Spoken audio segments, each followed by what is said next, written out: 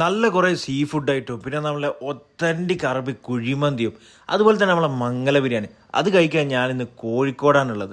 നാട്ടിലല്ലട്ടാ, നമ്മളെ ബാംഗ്ലൂരിലെ കോഴിക്കോടിലാണ് ഞാനിപ്പോൾ വന്നിട്ടുള്ളത്. ഫാമിലിയും ഫ്രണ്ട്സും ഒക്കെ ആയിട്ട് നല്ല ആംബിയൻസ് ഉള്ള റെസ്റ്റോറൻറ്റ് പോകാൻ വേണ്ടി നോക്കി നിൽക്കുന്നവരാണെങ്കിൽ ഇതൊരു ബെസ്റ്റ് ചോയ്സ്. ഈ കിഡിലൻ ആംബിയൻസിൽ നമ്മളെ കോഴിക്കോടൻ വെറൈറ്റി ഡിഷസ് ഒക്കെ കിട്ടിയാൽ എങ്ങനെ ഉണ്ടാവും? പൊളിക്കൂലേ?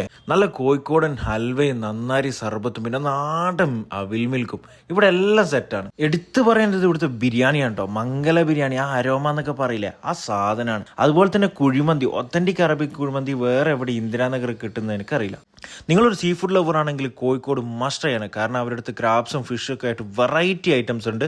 അതിൽ തന്നെ എടുത്തു പറയേണ്ടതാണ് അൽഫാം ഫിഷും ഗ്രിൽഡ് ഫിഷൊക്കെ. ഫിഷ് മാത്രമല്ല, ചിക്കനും ഷവർമയിലും ഒരുപാട് വെറൈറ്റീസ് ഉണ്ട്. അതുപോലെ ഗ്രിൽഡ് ഐറ്റംസ് ഒക്കെ ട്രൈ ചെയ്യാൻ പറ്റിയ ഒരു സ്പോട്ട് തന്നെയാണ് കോഴിക്കോട്. അപ്പം നമ്മളെ സ്പോട്ട് വരുന്നത് വേറെ എവിടെയല്ല, ഇന്ദിരാനഗറാണ്. ഇന്ദിരാനഗർ നമ്മൾ മെട്രോ സ്റ്റേഷന്റെ തൊട്ടടുത്തായിട്ട് തന്നെയാണ്. നോമ്പും പെരുന്നാളൊക്കെ വരില്ലേ, അപ്പം ഫാമിലിനെ കൂട്ടി നേരെ വിട്ടോളി കോഴിക്കോടേക്ക്. അപ്പം ബൈ.